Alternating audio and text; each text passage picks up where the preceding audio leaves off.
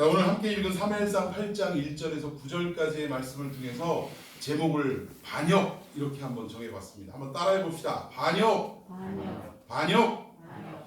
결국 누가 누구를 반역했다는 말일까요?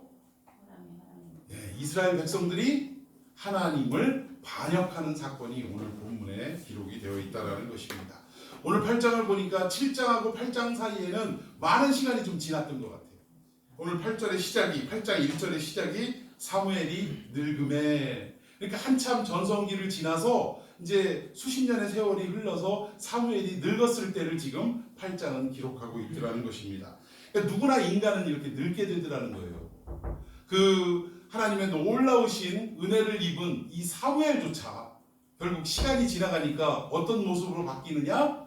늙은 모습으로 바뀌게 되더라는 것입니다. 그러니까 가는 세월 우리가 잡을 수 있어요, 없어요? 잡을 수 없더라는 거예요. 제가 지금도 유튜브에서 그 예전에 우리 학생들을 그 교육하기 위해 그 발췌를 했던 그 동영상이 하나가 있습니다. 이게 뭐냐면 산부인과에서 아기를 막 낳는 거예요. 아기를 낳는데 순간 아기가 딱 태어날 때 이것이 마치 무엇과 같이 묘사를 했냐면 총알, 날아가는 총알처럼 아이가 뿅 하고 태어나온 거예요. 근데 막 날아가는 도중에 점점 아이가 자라가고, 그리고 점점 성인이 되고 또 장년이 되다가 결국은 나중에는 할아버지로 막 바뀌고 이빨도 빠지고 머리도 빠지고 이러다가 슉 날아가서 어디에 처박히냐면 무덤 속으로 쾅 처박히더라는 거예요. 그러면서 인생은 짧다라는 그 영어로 Life is short 이렇게 나온 그런 어떤 영상을, 짧은 영상을 제가 본 적이 있는데 아이들에게도 또 이렇게 보여주기도 하고 이런 적이 있었는데, 우리 인생이 그렇더라는 것입니다. 누구도 세월을 비켜갈 수는 없더라는 거예요. 오늘 본문의 주인공, 어떻게 보면 마지막 사사이며 무너졌던 이스라엘을 회복시켰던 이 놀라운 선지자인 이 사무엘조차도 지나가는 세월을 비켜갈 수는 없더라는 것입니다. 늙어버렸어요. 기운도 빠지고 결국 역사의 무대 뒤로 사라져야 할 그 시간 속에 지금 임했다는 것입니다. 근데 그에게 두 아들이 있었어요. 사무엘에게도 두 아들이 있었습니다. 한 사람의 이름은 요엘이라고 그래요. 요엘. 그래서 그 뜻이 뭔가 봤더니 여호와는 하나님이시다. 이름 참 기가 막힙니다. 여러분, 우리 여호와가 하나님이신 것을 믿으시기 바랍니다. 예, 두 번째 아들은 아비야라고 이름을 지었어요. 이 아비야라는 이름의 뜻은 하나님은 아버지시다라는 뜻이에요. 참 이 이름을 졌을 때 아버지 사무엘의 그 마음이 어땠을까? 여러분, 자녀들의 이름을 여러분들이 다 직접 지으셨지 않았겠습니까? 또는 할아버지, 즉 우리 그 아이의 할아버지가 살아계시면 할아버지가 짓는 경우도 있고 그렇습니다만, 저도 새 아이를 하나님께서 허락해 주셨는데 일일이 새 아이의 이름을 제가 기도하면서 어떤 이름으로 지어야 할까 이렇게 고민하다가 주신 이름이 저희 아이 지금의 이 새 이름입니다. 새 자녀의 이름입니다. 첫 번째 아이는, 그러니까 새 아이가 다 가운데 자가 은혜 은자, 저희들 이렇게 돌림자나 이런 거 전혀 쓰지 않아요. 저도 참 우리 어머니가 모태신앙이시고 이래서 돌림자 그 참 고리타분한 그 안동권 씨의 그 돌림자를 고집하는 이 큰아버지 큰 집의 어떤 그 영향권 하에서도 굳건히 우리 아이의 이름은 정말 돌림자를 쓰지 않고 그렇게 짓겠다라고 해서 저부터 이렇게 돌림자를 쓰지 않았는데, 아이들의 이름 가운데가 다 은자가 들어갑니다. 은혜 은자가 들어가고, 첫 번째 아이가 법준자, 은혜의 법, 율법이 아니라 예수 그리스도로 인한 새로운 법이다라는 어떤 이런 이름으로, 즉 은혜의 법을 따라 살아가라라는 이런 어떤 마음으로 은준이라고 이름을 지었어요. 그러니까 이름 하나 지을 때도 이 아이가 어떻게 살아가라라는 아버지로서의 기대감과 소망이 들어있더라는 것입니다. 둘째 아이는 은비해갖고 비자가 왕비 비자예요. 그래서 은혜의 왕비, 결국 누구를 말하느냐? 그리스도의 신부를 이야기하는 거예요. 그리고 마지막 아이는 돌석자에서 우리가 지난주에도 잠깐 언급했습니다만 에베네셀의 도우심의 돌, 은혜의 돌, 그래서 하나님의 말씀 가운데 늘 거하는 아이가 되었으면, 그래서 목사가 됐으면 하는 바람이 있었는데 모르겠습니다. 하나님께서 어떻게 하실지. 아무튼 자녀들의 이름을 지을 때 나름대로 이 아이가 앞으로 어떻게 살아가기를 소망한다라는 이런 생각들이 다 그 이름 속에 묻어있더라는 거예요. 근데 오늘 이 사무엘도 역시 요엘, 여호와는 하나님이시다. 그러니까 하나님만 섬기는 인생이 되라, 이런 마음으로 요엘이라고 이름을 지었던 것 같아요. 또 아비야, 하나님은 아버지시다.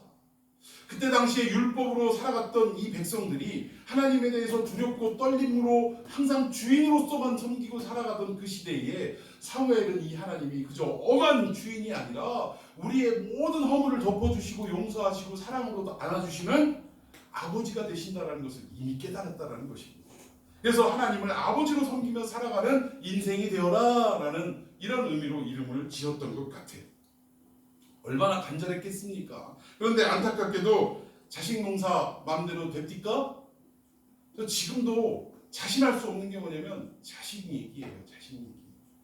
지금은 뭐 열심히 저희 애들도 주변에서 뭐 이렇게 음악을 담당하고 뭐 제가 어디 초청받으면 가서 함께 가가지고 또 찬양도 하고 또 뭐 선교 활동도 하고 이러니까 모르시는 분들은 그냥 아유 얼마나 좋냐 부럽다 뭐 이런 말씀 하시는데 항상 그 말을 들을 때마다 마음 한 구석이 뭔가 석연치가 않아요 제가. 왜냐하면 우리 아이들은 뭐 이런 어떤 은혜로운 어떤 모습도 제가 보지만 또 가족으로서 삶을 부대끼면서 보여지는 그들의 생각과 또 삶의 패턴들을 제가 다 알기 때문에 또 그렇지만은 않더라는 거예요. 저 역시 마찬가지고요. 그래서 그런 얘기를 들을 때마다 이게 참 제가 늘 표현하는 것 중에 하나인데 어느 구름장에 비 올 줄 모르는 거예요. 지금은 잘 나가는 아이들처럼 보이지만 언제 어떻게 될지 모르는 거고 지금은 참 희망도 없고 비전도 없는 것 같지만 하나님이 그 인생을 언제 놀랍게 들어 사용하실지 모른다라는 사실입니다. 그러니까 우리 자식 농사 조금 초창기에 좀 잘 됐다고 해서 좋아할 거 하나도 없고 지금 농사가 잘 안 된다고 해서 낙심할 일도 없더라는 거예요. 여러분 동의하십니까? 오늘 사무엘도 이스라엘을 들었다 놨다 하는 이 사무엘도 자식 농사는 실패했더라는 거예요. 참 안타까운 일이 아닐 수 없습니다. 자 우리 3절 말씀 한번 보십시다. 아버지의 뒤를 이어서 이 두 아들도 사사가 된 것 같은데 자 3절 시작. 그의 아들이 자기 아버지의 길을 따르지 아니하고 이 길을 따라 뇌물을 받고 판결을 굳게 하니라. 자 여기 보니까 이 두 아들의 행위가 간략하게 기록이 되어 있는데 딱 두 가지입니다. 뭘 받았어요? 뇌물을 받았어요. 그리고 이들은 그 사사 즉 판관이라는 얘기예요. 판관 사사라는 말이 그러니까 재판을 하는 사람인데 재판할 때 가장 중요한 것이 뭡니까? 공정해야 되는 거예요. 모든 사람이 법 앞에 공정해야 됩니다. 평등해야 됩니다. 그런데 판결을 굳게 했더라는 거예요. 여러분 뇌물을 받는 것이 율법에도 얼마나 중죄로 지금 언급이 되고 있느냐면 다루어지고 있느냐면 이 뇌물을 통해서 공동체의 질서가 깨질 수밖에 없더라는 거예요. 여러분 우리가 누군가에게 뇌물을 받고 힘 있는 자리에 있을 때 뇌물을 받고 공평한 어떤 입장에서 판결을 내려야 되는데 뇌물 받은 쪽에 힘을 실어주면 이쪽 반대쪽 사람은 얼마나 억울하겠습니까? 그러면 우리의 마음속에 어떤 마음이 드냐? 야, 법 소용없다. 힘은 힘 있는 사람한테나 법이지 우리같이 힘없고 가진거 없는 사람한테는 이 법이 도리어 보호책이 아니라 우리를 무너뜨리는 도구로 전락해 버리는구나. 낙심이 되겠습니까? 안 되겠습니까? 그러니까 공동체가 무너지는 거예요. 판결을 뇌물을 받고 판결을 이렇게 굳게 하면 이건 정말 크나큰 공동체의 위기를 불러오더라는 것입니다. 요즘 우리나라도 유행하는 그 이야기 있지 않습니까? 기회는 균등하고 과정은 공정하고 결과는 정의로워야 된다. 말은 좋지요. 법 앞에 우리는 언제나 이 세 가지의 열매가 공정하게 나누어져야 된다는 것입니다. 여러분 동의하십니까? 그런데 문제는 말은 그렇게 하면서 결국 어떻게 하는 거예요? 자기들은 이것과는 상관없는 행동을 하니까 여기에서 문제가 나타나더라는 거예요. 이 말 자체는 얼마나 좋습니까? 기회도 균등해야 되고 또 과정은 공정해야 되고 그에 따라서 결과도 정의로워야 한다. 이거는 제가 볼 때 성경에 없을 뿐이지 이거 진리의 말씀입니다. 그런데 진리가 누구나에게 적용이 돼야 되는데 자기들은 이 진리를 비껴가고 진리 위에 있으면 이게 무슨 의미가 있겠느냐. 결국 온 나라가 지금 떠들썩하고 정말 사람들의 원성이 자자하게 된 첫 번째 문제가 바로 이 문제 아니었습니까? 그러니까 우리가 이런 어떤 잘못된 것은 공동체를 깨버리는 결과를 가져오더라. 오늘 사무엘의 두 아들이 이런 율법에서도 엄히 금하고 있는 뇌물을 받고 판결을 금하는 이런 잘못된 아버지의 길을 따르지 않는 이런 삶을 살고 있더라는 것입니다. 결과 이 세습은 성공이냐 실패냐라는 것을 따져볼 때 뭡니까? 실패예요. 한국 교회도 지금 큰 대형 교회 목사님들이 자기 자녀들에게 세습을 하시는데 한국 교회의 위기가 그때부터 시작이 됐습니다. 사람은 키우지 않고 그냥 자기들만 그냥 표현 죄송합니다. 그냥 어쨌든 목사님만 그냥 뭐 이렇게 잘 나가시고 섬김만 받으시려고 하고 이러다 보니까 당신이 은퇴할 때 되니까 사람을 안 키워놨으니 누군가를 마음 놓고 물려줄 수 있는 사람도 없고 또 커다랗게 성장되어진 이 맘부스 같은 교회, 이 대형 교회를 놓고 욕심이 생겨서 놓을 수가 없더라는 거예요. 그러니까 가장 믿을 만한 사람이 누구예요? 자식이죠. 그러니까 자식한테 물려줬는데 나름대로 자식들이 신학도 하고 그랬습니다만 요즘 이렇게 몇몇 목사님들 설교를 들어보면 복음과는 전혀 상관없는 그냥 세상 공부하고 정신학적인 이론, 심리학적인 이론 이런 것들을 가져다가 그냥 한 시간 내내 주구장창 떠드는 이런 모습들을 발견하게 되더라는 것입니다. 여러분 우리 성도들은요 뭘 먹고 살아가게 돼 있냐면 뭘 먹고 살아가게 돼 있어요? 말씀의 말씀, 하나님의 말씀. 이게 영의 양식입니다. 그러면 우리 인간 자체가 외부로부터 들어오는 음식을 먹어서 힘을 얻고 유지를 하게 되는데 말씀이 끊어지면 어떻게 되겠어요? 영혼이 죽는 겁니다. 근데 그 많은 성도들이 왜 떠나가지 못하느냐? 이미 이 교회에 자기가 쟁취한 기득권이 있기 때문에. 그러니까 못 떠나는 거예요. 영혼은 삐쩍 꼴아서 말라 죽어가고 있는데도 그것은 관심이 없고 내가 이 교회를 떠나면 다른 교회 갔을 때는 어떻게 할 것인가? 여기에 대한 두려움과 인정받지 못할 거에 대한 두려움과 또 이곳에서 지금 내가 뿌리 내리고 터전을 내렸던 것을 포기하기가 너무나 어렵고 힘들어서 못 떠나는 경우가 대다수더라는 것입니다. 여러분 참 이게 안타까운 일이 아닐 수 없어요. 그래서 저는 세습은 어디에만 이루어져야 되느냐? 우리 교회 같은 이런 어떤 힘 없고 가진 거 없는 이 교회 또 시골 교회 외진 목회 이런 데는 세습이 이루어져야 됩니다. 이런 데 세습하면 누가 그걸 세습했다고 딴지를 걸 사람이 있어요? 오히려 박수 쳐주죠. 아버지의 길을 걸어가는구나. 그 신실한 믿음을 뒤에 이어가는구나. 여기에는 박수 쳐줄 수 있는 거예요. 근데 이미 재산을 형성하고 어마어마한 인적 자원 맨파워를 형성한 이런 데에 자식을 세습을 한다는 것은 이건 100% 이것은 그 결과가 옳게 될 수가 없더라는 것입니다. 오늘 사무엘도 안타깝게 이 두 자녀에 대한 세습이 실패하고 말았다라는 거예요. 사무엘상 1장에 보면 엘리라는 이 참 비둔한 제사장이 나옵니다. 그 두 아들 유명하죠? 흠니와 비너스.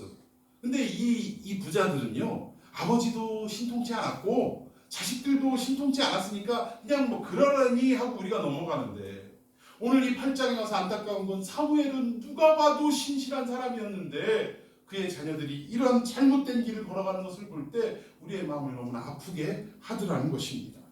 참 그 증거로 얼마만큼 사무엘이 깨끗하게 이 사역을 감당했는가 12장 사무엘상 12장 1절부터 한번 교독해 보십시다. 1절입니다. 사무엘이 온 이스라엘에게 이르되 보라 너희가 내게 한 말을 내가 다 듣고 너희 위에 왕을 세웠더니 이제 왕이 너희 앞에 출입하느니라. 보라 나는 늙어 머리가 휘어졌고 내 아들들도 너희와 함께 있으리라. 내가 어려서부터 오늘까지 너희 앞에 출입하여 3절 함께 읽습니다. 내가 여기 있나니 여호와 앞과 그의 기름 부음을 받은 자 앞에서 내게 대하여 증언하라. 내가 누구의 소를 빼앗았느냐 누구의 나귀를 빼앗았느냐 누구를 속였느냐 누구를 압제하였느냐 내 눈을 흐리게 하는 뇌물을 누구의 손에서 받았느냐 그리하였으면 내가 그것을 너희에게 갚으리라 하니. 이 내용을 보니까 사무엘은 누구의 것을 약탈한 적도 빼앗은 적도 뇌물을 받은 적도 없다라고 그런 적이 있으면 누가 와서 우리 식으로 얘기하면 나한테 뇌물 준 놈이 있으면 나와봐 지금 그 얘기를 하는 거예요. 온 백성들을 향해서 이 이야기를 할 때 이 백성들이 뭐라고 답변을 했는가? 자 4절 시작. 그들이 이르되 당신이 우리를 속이지 아니하였고 압제하지 아니하였고 누구의 손에서든지 아무것도 빼앗은 일이 할렐루야. 사무엘은 이렇게 정말 하나님 앞에 신실하고 깨끗하게 자기의 맡은 소임을 감당을 했더라는 것입니다. 참 이런데도 불구하고 이 흠없이 깨끗하게 산 인생임에도 불구하고 그의 두 아들은 안타까운 이런 어떤 잘못된 모습들을 우리에게 보여주고 있더라는 것입니다. 그러니까 공동체를 위해서 신실한 어떤 헌신을 위해 헌신하며 살아가라라는 바람으로 이름을 지었을 텐데 그 사무엘의 바람이 무참하게 깨지고 말았다라는 사실. 참 자식 농사 뭐 함부로 우리가 뭐 단언할 수 없다라는 것이 결국 우리가 자식을 키울 때 유일한 방법은 뭐겠습니까? 조기 교육을 시키면 될까요? 유학을 일찍 보내면 될까요? 그런 거 아니라는 거예요. 우리가 하나님 앞에 온전히 맡겨야 할 줄로 믿습니다. 우리가 키울 수 있는 것은 양육할 수 있는 것은 한계가 있어요. 한계가. 그런데 하나님 저는 제게 맡겨주신 이 아이를 어떻게 양육해야 할지 잘 모르겠습니다. 하나님 주신 이 표현이 그래요. 하나님께서 맡겨주신 이 아이를 하나님의 뜻 가운데 순종하는 삶이 될 수 있도록 하나님께서 책임지시고 인도해 주시옵소서. 이 아이를 올려드립니다 라고 하나님 앞에 맡기는 부모의 모습이 되면 이 아이는 반드시 하나님이 책임져 주실 줄로 믿습니다. 근데 이게 우리 힘으로 하려고 하니까 이게 안 되는 거예요. 자, 이스라엘 이 백성들이 사무엘의 나이가 늙었고 이 두 아들은 사무엘처럼 행동하지 않기 때문에 뭘 요구를 하는데 아주 기가 막힐 요구를 지금 하고 있습니다. 그 요구가 뭐냐면 한마디로 얘기해서 오늘 제목처럼 하나님을 향한 반역의 요구를 지금 하고 있더라는 거예요. 우리 말씀을 한번 읽어봅시다. 참 이스라엘은 신정정치 하나님이 통치하시는 나라인데 자 이들이 어떻게 반역을 일으키는가? 자 4절 제가 먼저 읽겠습니다. 이스라엘 모든 장로가 모여 라마에 있는 사무엘에게 나아가서 그에게 보소서 당신은 늙고 당신의 아들들은 당신의 행위를 따르지 아니하니 모든 나라와 같이 우리에게 왕을 세워 우리를 다스리게 하소서 하니라. 아멘. 아무리 사무엘이 나이 먹고 이제 은퇴를 이제 준비하고 있는 상황이라 할지라도 여러분 어떻습니까? 이 심정이 어땠을까요? 백성들이 지금 이렇게 사무엘이 있는 라마까지 찾아와서 당신 늙었고 당신 아들들은 올바르지 않으니 이제 우리에게 뭘 세워달라? 왕을 세워주시오 라고 요구할 때 이게 오늘식으로 표현하면 뭐하고 똑같냐면요 탄핵. 당신은 더 이상 통치할 자격이 없어. 탄핵하는 거 아니면 조금 더 양보해서 당신 스스로 어떻게 하라는 거예요? 하야하라는 거예요 지금. 여러분 백성들의 이 요구 앞에 일평생을 나라와 민족을 위해서 헌신했던 사무엘의 마음이 어땠겠습니까? 아니 가슴이 찢어지겠지요. 근데 오늘 이렇게 요구하는 백성들의 이 마음을 들여다보면 사실은 동기 하나가 숨겨져 있더라는 거예요. 단순히 사무엘이 늙었고 자식 2명이 못된 짓을 해서가 아니라 사실은 그것보다 더 중요한 이유가 백성들의 마음속에 있더라는 것입니다. 한번 그 마음이 무엇인지 한번 살펴보십시다. 제가 먼저 6절 읽고 여러분이 7절 읽습니다. 우리에게 왕을 주어 우리를 다스리게 하라 했을 때 사무엘이 그것을 기뻐하지 아니하여 여호와께 기도하매 여호와께서 사무엘에게 이르시되 백성이 내게 한 말을 다 들으라. 이는 그들이 너를 버리지 아니오 나를 버려 자기들의 왕이 되지 못하게 하느니라. 예, 요 전에 5절 아까 읽었던 5절에 보니까 당신은 늙고 당신의 아들들의 행위가 당신을 따르지 않고 그래서 어떻게 하라는 거예요? 모든 나라와 같이 우리에게 왕을 세워주십시오. 그러니까 중요한 포인트가 뭐냐면 모든 나라와 같이 모든 나라. 여타 다른 나라들은 다 누가 통치하고 있더라는 거예요? 왕이 통치하고 있더라는 거예요. 근데 우리나라는 왕이 있어요 없어요? 왕이 물론 계시죠. 하나님이 왕이시죠. 그러니까 보이는 왕은 없는 거예요 지금.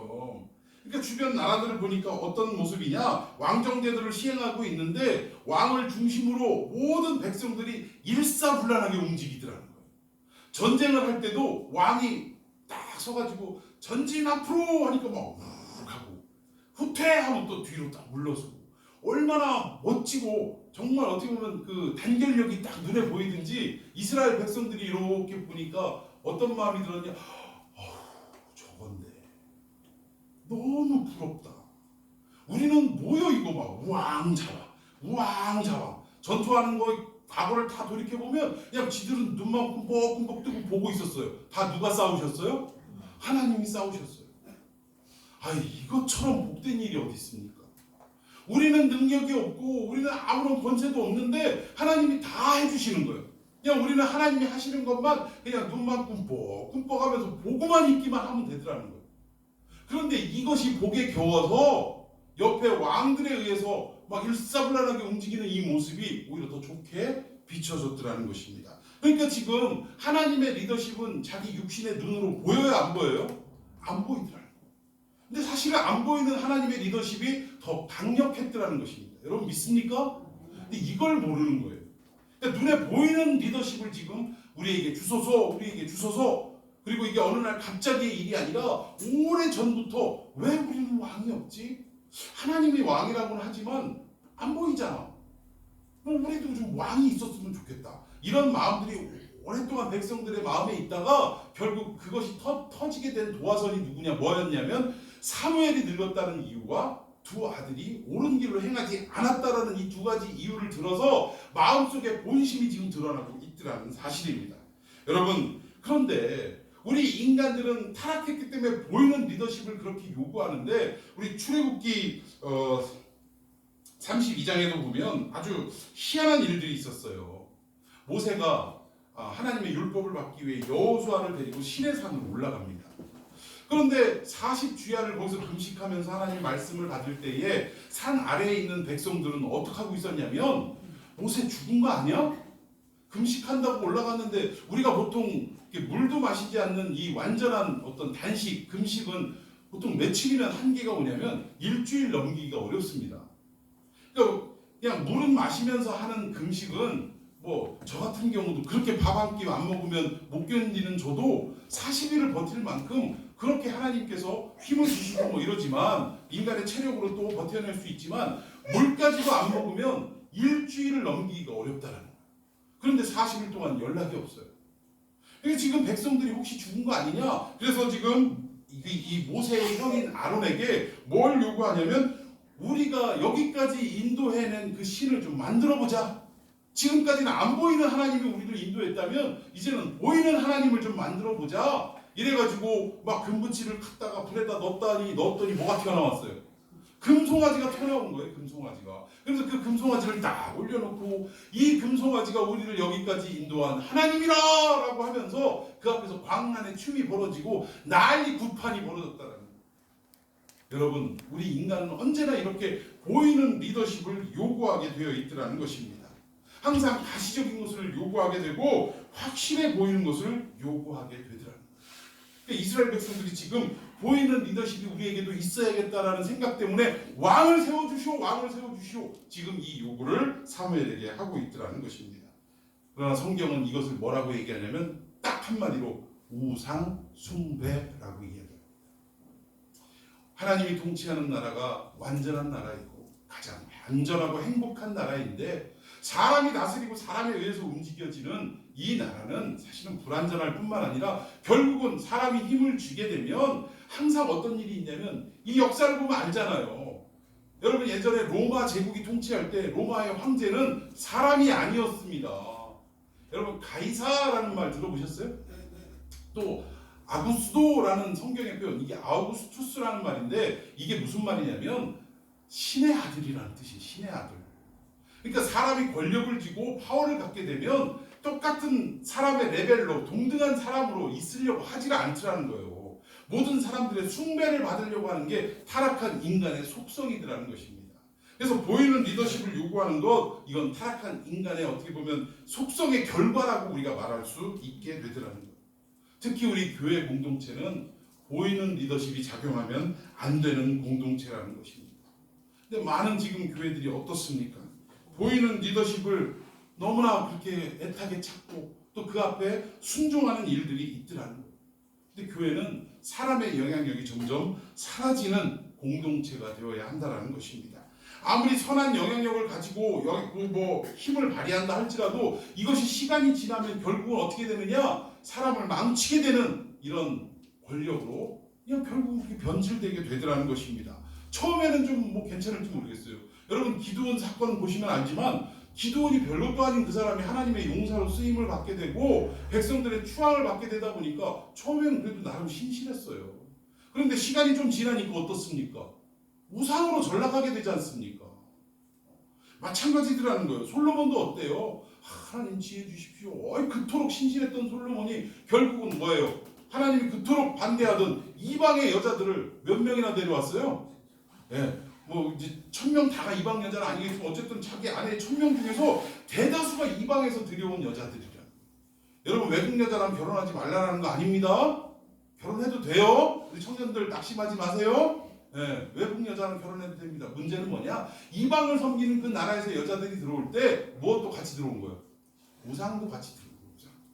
하나님은 이것을 방지하기 위해서 외국 여자랑 결혼하지 말았다라는 것이지. 여러분들 뭐 외국 여자 마음에 들면 결혼하세요. 괜찮습니다. 자, 아무튼 이렇게 리더십은 변하게 되어 있더라는 거예요. 보이는 인간의 리더십은 이렇게 변질되게 되어 있더라는 것입니다. 그래서 교회 안에서도 하나님의 영향력이 말씀에 의해서 움직여지는 공동체가 되어야 되지, 자꾸 담임 목사의 영향력에 의해서 자꾸 움직여지고 막 우리 목사님 카리스마 있다, 이거 망조입니다. 제가 여러분 앞에 일하기 싫어서 이 말씀을 드리는 게 아니고요. 하나님의 진정한 바람은 교회 안에 말씀이 주장되어지고 말씀 따라 온 성도들이 순종해가는 삶을 보여지는 게 이게 하나님의 의도라는 사실이에요. 여러분 믿습니까? 그렇다라는 것입니다. 자, 이 사무엘이 이렇게 깨끗하게 살았음에도 불구하고 이 말을 하는, 왕을 세워달라는 말을 할 때 얼마나 섭섭했겠냐는 얘기예요. 우리도 저도 이제 목회하다 보면 때로는 섭섭한 일이 있을까요? 없을까요? 있어요. 뭐 지금이야 이제 뭐 개척교회 얼마 안 되는 성도들이니까 뭐 서로 부딪힐 일도 없고 그렇지 않습니까? 그런데 예전에 제가 부교육자로 있을 때는 안타깝게도 담임 목사님이 장로님들한테 거의 막 완전 뭐 죄송스럽습니다. 하여튼 뭐 너무 힘들게 돼서 뭐 제가 일주일에 설교를 10번 정도, 뭐 다른 교육자들도 많이 있었습니다만 나름 그래도 인정을 받고 뭐 이래서 일주일에 한 10번 가량을 이렇게 뭐 한 거의 1년 가까이 그렇게 설교를 하면서 저에게는 참 훈련도 됐고 또 감사하기도 한 일이지만 이런 일들이 있었습니다. 그런데 아무래도 그 정도로 나름 제 영향력이 교회 안에서 이렇게 움직여지다 보니까 결국은 섭섭한 일이 생기더라고요. 제가 어떤 일들을 단상에서 얘기할 때 심지어는 진짜 힘들게 하던 어떤 장로님은요, 제가 설교 끝나고 나와서 인사하는데요, 마치 싸우자고 달라드는 사람처럼 막 와가지고 아니 말이야 설교를 그렇게 하는 거야? 그러니까 나름대로 그 마음이 아프셨나 봐요. 그 설교가 사실은 저는 그분을 의도한 게 전혀 없었는데 본인이 괜히 찔려가지고, 우리 말에 있잖아요, 도둑이 어떻게 하자고요? 제 발이 저려가지고 와가지고 아니 무슨 설교를 그렇게 하냐고. 아니 장로님 무슨 말씀이죠? 라고 하면서 나중에 뭔가가 섭섭했구나라는 것을 알았는데, 그러다 보니까 참 성도들로 인해서 예기치 않게 섭섭한 일을 당하게 되더라고요. 그런데 오늘 사무엘은 어떻게 했느냐? 뭐 그런 경우에 대부분의 사람들이 감정적으로 이걸 풀거나 정서적으로 풀려고 하면 이 교회는 그때부터 풍지박산 나는 겁니다. 목사가 자기 감정대로 자기의 어떤 정서대로 풀려고 하면 풍지박산 나는 거예요. 근데 오늘 사무엘은 정말 감당할 수 없는 그 섭섭함이 밀려올 때 어떻게 해결했냐면 하나님 앞에 기도하는 것으로 풀었다. 우리 인생을 살아가다가 억울한 일을 당하고 섭섭한 일을 당했을 때 우리가 어떻게 해야 되느냐? 뭐 목사인 저를 위시해서 모든 그리스도인들은 하나님 앞에 그 섭섭함을 푸는 그런 지혜가 있어야 될 줄로 믿습니다. 자, 우리 6절 한번 보십시다. 6절 시작. 우리에게 왕을 주어 우리를 다스리게 하라 했을 때에 사무엘이 그것을 기뻐하지 아니하여 여호와께 기도하며, 기도로 풀었다라는 거예요. 참, 그런데 하나님이 이 기도를 들으셨습니다. 자, 7절 시작. 여호와께서 사무엘에게 이르시되 백성이 내게 한 말을 다 들으라. 이는 그들이 너를 버림이 아니라 나를 버려 자기들의 왕이 되지 못하게 함이니라. 사무엘은 백성들이 자기를 왕따시키는 줄 알고 퇴출시키는 줄 알았는데 하나님이 아니라는 거예요. 너를 퇴출시키는 게 아니라 나를 퇴출시키려고 지금 이 짓을 하는 거다라고 분명하게 밝히시더라는 것입니다. 하나님은 인간의 마음을 다 짚고 계시는 분, 헤아리시는 분이에요. 이스라엘 백성들의 의도를 정확하게 짚어내셨다라는 것입니다. 하나님은 일찍이 저 출애굽해가지고 가나안 땅에 들어가기 전에 이 백성들이 결국 나를 왕으로 삼는 것을 만족하지 못하고 인간의 왕을 세우실 것을 아셨을까요? 모르셨을까요? 아셨어요. 이것들이 나를 배신할 거다라는 걸 아셨어요. 근데 배신을 하더라도 이것만은 지켜라라고 하나님이 그 출애굽 가나안 들어가기 직전에 이미 말씀을 해놓으셨다라는 것입니다. 자, 그 내용이 뭔가 한번 보십시다. 14절 내가 내 하나님 여호와께서 내게 주시는 땅에 이르러 그 땅을 차지하고 거주할 때에 만일 우리도 우리 주위의 모든 민족들 같이 우리 위에 왕을 세워야겠다는 생각이 나거든. 정확하죠? 자, 16, 15절 시작. 반드시 내 하나님 여호와께서 택하신 자를 내 위에 왕으로 세울 것이며 내 위에 왕을 세우려면 내 형제 중에서 한 사람을 할 것이요 내 형제 아닌 타국인을 내 위에 세우지 말 것이며. 하나님이 이미 반역하실 것을 아셨어요. 그럼에도 불구하고 그래도 이것만은 지켜라라고 신신당부를 하는 게 지금 이 내용입니다. 자, 구체적으로 어떤 내용인가? 16절 그는 병마를 많이 두지 말 것이요 병마를 많이 얻으려고 그 백성을 애굽으로 돌아가게 하지 말 것이니 이는 여호와께서 너희에게 이르시기를 너희가 이후에는 그 길로 다시 돌아가지 말 것이라 하셨음이며. 17절 그의 나이를 많이 두어 그의 마음을 미혹되게 하지 말 것이며 자기를 위하여 은금을 많이 쌓지 말 것이니라. 그가 왕위에 오르거든 이 율법서의 등사본을 레위 사람 제사장 앞에서 책에 기록하여 일생에 자기 옆에 두어 읽어 그의 하나님 여호와 경외하기를 배우며 이 율법의 모든 말과 이 규례를 지켜 행할 것이라. 함께 있습니다. 그리하면 그의 마음이 그의 형제 위에 교만하지 아니하고 이 명령에서 떠나 좌로나 우로나 치우치지 아니하리니 이스라엘 중에서 그와 그의 자손이 왕위에 있는 날이 장구하리라. 아멘. 하나님이 세 가지를 금하시고 한 가지는 반드시 지켜라라고 말씀을 이미 해놓으셨어요. 첫 번째가 뭐냐? 말을 많이 두지 말라. 우리가 타는 말 있죠? 말을 많이 두지 말라라는 거예요. 그래서 다윗 때도 많은 노획물들을 얻었습니다만 그 훌륭한 말들을 전투에 사용하지 않고 말 뒷굽을 어떻게 했어요? 힘줄을 잘라버렸다. 우리로 얘기하면 아킬레스 건을 잘랐다라는 것입니다. 그러면 말이 전투에서 쓰일 수 있을까요? 없을까요? 못 쓰는 겁니다. 이건 뭐냐? 하나님이 모든 전쟁은 누구에게 달려있냐? 여호와께 달려있다라는 거, 하나님께 달려있다라는 거예요. 너희들이 말을 의지하지 말라. 그 당시에 말은 오늘날로 뭘 얘기하냐면 거의 탱크나 장갑차 같은 역할을 하는 것입니다. 엄청난 어떻게 보면 전쟁 장비였다라는 거예요. 그런데 우리가 어떤 나라와 전투를 해서 그 나라의 최첨단 무기를 확보하고 그걸 뺏어왔다 할지라도 이것을 되사용할 게 아니라 엔진을 갖다 부숴버리라 이 얘기예요. 나머지는 고철로 팔든지 그렇게 하고 엔진을 부서뜨려서 못쓰게 만들어라 그 얘기입니다. 말을 가지고 오면 그 말의 힘줄을 끊어서 결국 그 말은 어떤 그 수레나 끓는 이런 어떤 짐승으로 가축으로 전락을 시켜라 그 얘기입니다. 내용이 뭐예요? 전쟁은 하나님께 달려있으니 너희들의 자원과 장비와 또 어떤 전략을 의지하지 말고 오직 누구만 의지해라? 하나님만 의지해라. 이것이 하나님이 왕정 제도의 첫 번째로 요구하는 내용이었다는 거죠. 두 번째는 뭐예요? 아내를 많이 두지 말래요. 여자, 이게 왜 이방 여자들과 많이 결혼하지 말라 이 얘기입니다. 좀 전에도 말씀드렸듯이 단순히 결혼하지 말라 이 얘기가 아니라 그 이방 여인들이 시집 오면서 우상들도 함께 들어오고 심지어 그 우상을 섬기는 제사장들도 같이 데려왔기 때문에 문제가 생기더라는 거예요. 그러니까 하나님을 믿는 성전 안에 우상의 그 어떤 신상들이 같이 막 배치가 되어 있고 그 안에서 다른 예배가 이루어지고 이렇더라는 것입니다. 마지막 세 번째로는 뭘 많이 두지 말아야? 은금을 많이 두지 말라라고 말씀하고 있어요. 은금이 뭐예요? 세상에서 가장 값어치 있는 그런 어떤 매개물 아닙니까? 가장 가치 있는 내용이에요. 근데 너희들이 살아가는 힘이 나로 인해서 살아가냐? 세상의 은금으로 살아가냐? 지금 이걸 묻고 계시더라고요. 성경 전체를 살펴보면 결국은 한 가지. 너 내 힘으로 살래? 세상이 주는 힘으로 살래? 하나님은 계속적으로 이걸 우리에게 물어보시더라는 거예요.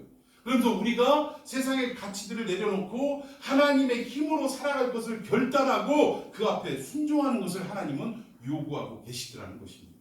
여러분 이런 삶이 되기를 축원해 드리겠습니다.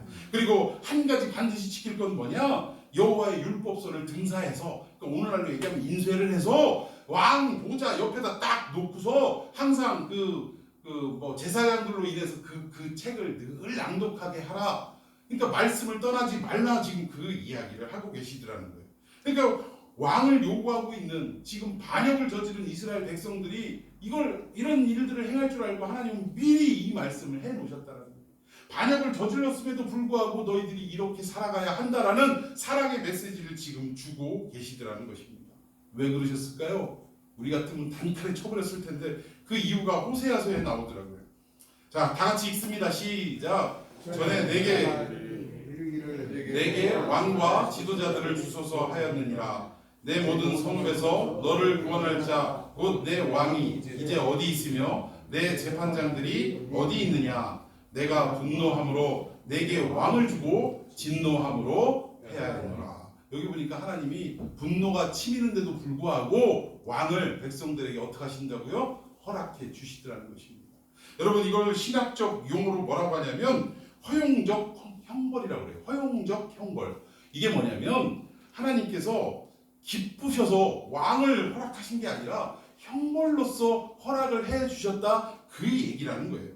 그러니까 참 우리가 살아가면서 내가 하나님 앞에 범죄하고 허물 많고 그리스도인으로 살아가지 않는데도 불구하고 뭔가 하나님의 책찍이 나한테 임할 거를 이게 두려워하면서도 이 짓을 저지르고 있었는데 이상하게도 나한테 그런 일들이 안 나타나는 거예요. 뭐라? 내가 잘못 살았는데도 이렇게 하나님 뭐라고 안 하시네? 하고 혹시 안심하고 있는 분이 있다면 빨리 그 자리에서 회개하시기를 바랍니다. 하나님이 주시는 형벌 가운데 가장 무서운 형벌이 뭐냐? 우리를 유기하시는 거예요. 관심 밖으로 내모시는 겁니다. 여러분, 아니 우리 자식이 아침에 출근하다 보니까 학교를 안 가고 그 애들하고 구슬치기 하고 있고 오락실에서 뿅뿅뿅뿅 거리고 있으면 어떻게 하시겠어요? 이놈의 자식하고 그걸 그냥 뒷덜미를 잡아서 어떻게 해요? 엉덩이 몇 번 때려가지고 학교로 쳐 넣습니다. 그래요, 안 그래요? 근데 나랑 상관없는 저기 옆집 애가 오락실에서 뿅뿅거리고 있고 구슬치기 하고 있으면 여러분 어떻게 하시겠어요? 회사 가는 길 멈추고 그 아이를 데리고 가시겠습니까? 어떻게 하시겠어요? 아이고 저러면 안 될 텐데? 이러고 회사길이 바쁘니까, 출근길이 바쁘니까 어떻게 해요? 그냥 모른 척하고 가는 겁니다. 아니면 말 한마디 야 학교 안 가고 뭐하냐, 빨리 학교 가. 그냥 이 정도로 하고 가는 거예요. 어떤 상관도 없고 관심도 이렇게 덜한 그런 아이를 위해서 도시락 싸들고 다니면서 그걸 말리는 사람이 어디 있겠느냐는 얘기예요. 여러분, 우리가 범죄하는데도 하나님이 내버려 두고 계신다면 이건 위기 중에서도 엄청난 위기라는 거예요. 왜? 하나님이 지금 나를 관심 밖으로 내모셨다라는 증거이기 때문입니다. 여러분, 하나님이 실수했을 때 에이 이놈 자식하고 뭔가 한 대 등짝이 탁 날라올 때 여러분들 감사한 줄 아시기를 바라겠습니다. 왜 나한테 이런 일이 생겨? 아니에요. 감사해야 할 일입니다. 자, 우리 본문으로 다시 돌아가십시다. 자, 9절, 10절 시작. 그러므로 그들의 말을 듣되 너는 그들에게 엄히 경고하고 그들을 다스릴 왕의 제도를 가르치라. 사무엘이 왕을 요구하는 백성에게 여호와의 모든 말씀을 말하여. 하나님께서 그냥 허용하시고 왕정 제도가 생기면 이런 어떤 병폐들이 있다라는 것을 지금 선언하게 하셨다라는 거예요. 그 내용이 뭔가? 자, 11절 시작. 이르되 너희를 다스릴 왕의 제도는 이러하니라. 그가 너희 아들들을 데려다가 그의 병거와 말을 어거하게 하리니 그들이 그 병거 앞에서 달릴 것이며.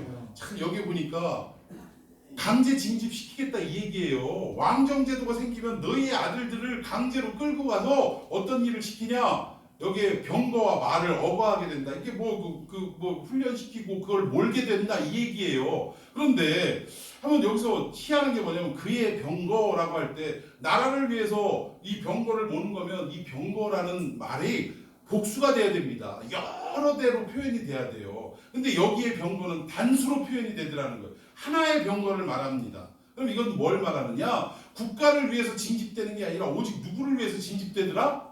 왕 한 사람을 위해서 징집되더라. 지금 그걸 얘기하고 있는 겁니다.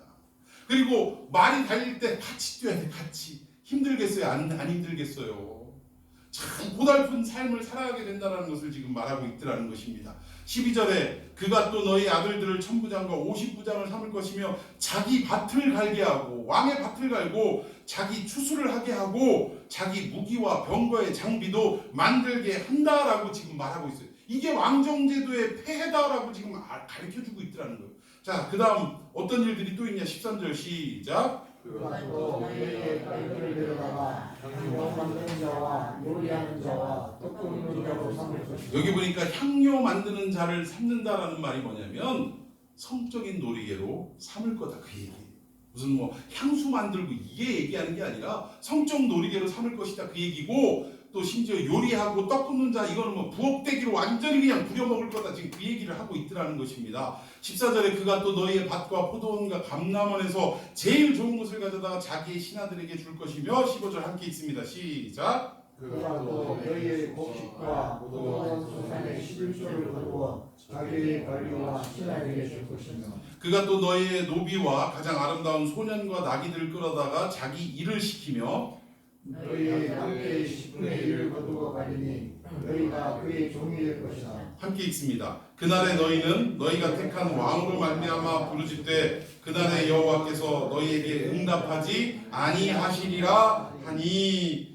이 정도 얘기하면 왕제도 요구했다고? 어라? 이거 아닌데? 좀 생각 좀 해봐야겠는데? 그럴까요? 안 그럴까요? 그래야 정상이에요. 우리 같으면 아마 그럴 거예요. 어라? 이거 뭣도 모르고 왕제도 요구했는데 가만 보니까 우리 자식들 아주 그냥 큰일 나게 생겼네? 한 번쯤은 고려를 해야 되는데 이 이스라엘 백성들 이미 귀가 닫혀버렸어요. 자, 19절 읽어봅시다. 시작. 백성이 사무엘의 말 듣기를 거절하여 이르되 아니로소이다. 우리도 우리 왕이 있어야 하리니. 20절. 우리도 다른 나라들 같이 되어 우리의 왕이 우리를 다스리며 우리 앞에 나가서 우리의 싸움을 싸워야 할 것이니이다 하는지라. 사무엘이 백성의 말을 듣고 하나님 앞에 다 그대로 그냥 아뢰었대요.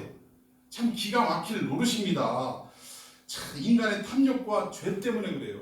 우리 인간은요, 말로 타일러서 되는 존재일까요? 아닐까요? 안타깝게도 그렇지 않아요. 우리 그런 말 있죠?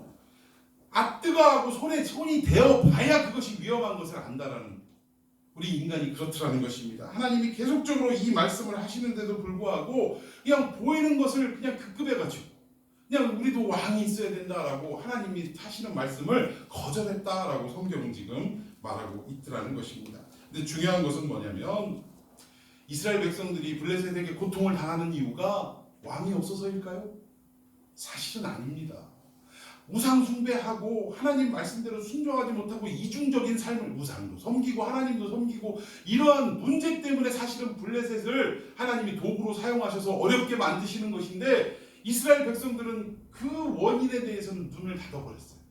그리고 그 모든 원인을 어디로 돌리냐? 우리도 왕만 있으면 이르지 않을 텐데 왕이 없어서 그래 라고 보이는 팩트에만 치중을 하고 이렇게 요구를 하더라는 것입니다. 그러니까 참 본질을 보지 못하고 엉뚱한 것만 바라보고 있더라는 거예요. 참 기가 막힐 노릇이 아닐 수 없더라는 것입니다. 자, 우리 다시 본문 5절로 돌아가서 그에게 이르되 보소서 당신은 늙고 당신의 아들들은 당신의 행위를 따르지 아니하니 모든 나라와 같이 우리에게 왕을 세워 우리를 다스리게 하소서 하고 왕을 지금 구하고 있습니다. 근데 재미있는 건 뭐냐면 여기서 왕을 세워 할 때 이 세우다라는 말이 구하다라는 말인데, 이 구한다라는 말이 히브리어로 뭐냐면 소할림이라고 그렇게 발음을 합니다. 소할림. 왜 이 말씀을 드리냐면 소할림, 왕을 구한다라는 이 소할림이라는 단어에서 어떤 단어가 파생이 되냐면 사울이라는 단어가 파생이 되는 거예요. 여러분 좀 뭔가 이 연결이 되십니까? 왕을 주소서 하는 이 행위가 결국 어떤 단어를 파생시키냐면 사울이라는 단어를 파생시키더라는 거예요. 사울이 누굽니까? 이스라엘이 그토록 왕을 달라고 요구해서 첫 번째로 백성들의 요구에 왕으로 허락하신 사람이 누구였어요? 사울이었다라는 거예요. 참 하나님 기가 막힌 분이에요. 말 단어 가지고도, 인간이 쓰는 말 가지고도 하나님은 이렇게 워드플레이라고 하는데 이렇게 딱 떨어지게 하나님은 역사하시더라는 사실입니다. 결국 사울은 하나님이 경고한 대로 백성들의 아들과 딸들을 데려다가 정말 힘들게 노역을 시키는 이러한 결과를 초래하더라는 것입니다. 여러분 우리의 모습을 보십시다. 요즘 우리가 살아가는 교회나 우리 가정이나 우리 개인의 삶을 볼 때 엉망이에요, 엉망. 뭐가 엉망이냐? 뭐 사람들은 뭐 교회가 왜 이 모양이냐? 도대체 교회가 사람들을 좋게 변화를 시켜야 되는데 어떻게 교회에서 온갖 악행이 벌어지고 세상 법정으로 막 문제를 삼아가지고 시끄럽게 만들고 왜 이런 일들이 벌어지냐라고 하는 그런 시대라는 것입니다. 이때 우리가 어떤 리더십을 찾아야 되느냐 이 얘기예요. 인간의 왕을 세우는 이스라엘 백성과 같은 그런 요구를 해야 될 때입니까? 강력한 목사님이 여기 와가지고 카리스마 있게 하면은 교회가 새로워진다. 지금 그 요구를 하실 때입니까? 그렇지 않더라고요. 이럴 때일수록 보이지 않는 리더십이지만 가장 안전하고 가장 우리에게 축복을 주는 하나님의 리더십을 우리가 간절하게 소망하고 요구하는 삶을 살아야 한다는 것입니다. 보이지 않는 능력의 하나님, 그 능력이 우리에게 임하기만 하면 우리의 인생은 아까 말씀드린 대로 전쟁할 때도 그냥 눈만 꿈뻑꿈뻑하고 하나님 하시는 일만 보면 되는 거예요.